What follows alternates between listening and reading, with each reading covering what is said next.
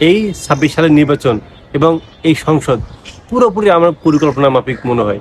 এটা পুরোপুরি একদম পরিকল্পনা। আগে থেকে এটা চিন্তা ভাবনা ছিল যে কে কোথায় নমিনেশন নেবে, কীভাবে উঠবে, সব কিছু। সংসদ অধিবেশন থেকে আমি অবাক হয়ে যাই ভাই।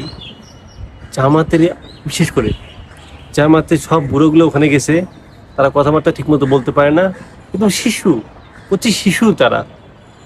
বিরোধী দল হিসাবে যে কিভাবে কার্যকর ভূমিকা পালন করতে হয় ন্যূনতম কোনো সেন্স আছে? আরে আপনি সরকার দলীয় এতগুলো সংখ্যাগরিষ্ঠতা পাইছে, আপনি 76টা মতো বা 70টা মতো সিট পাইছেন, আপনার কাজটা কি? সরকারকে চাপের মধ্যে রাখা, সরকারকে বিভিন্নভাবে সরকারের কাছ থেকে কাজটা আদায় করে নেওয়া।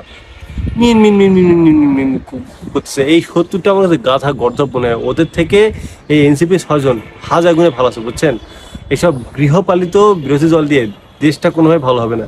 আরে বিএনপি কোথায় চাঁদাবাজি করতেছে, কোথায় নারী ধর্ষিত হচ্ছে, কোথায় বিভিন্নভাবে সন্ত্রাসীরা জামিনে মুক্তি পাচ্ছে, ফ্যাসিবাদের দোষরা মুক্তি পাচ্ছে, কারো কোনো কথা নেই। মানে সবগুলো পরিকল্পনা, যে কে কখন কাকে প্রশ্ন করবে, কে সবকিছু।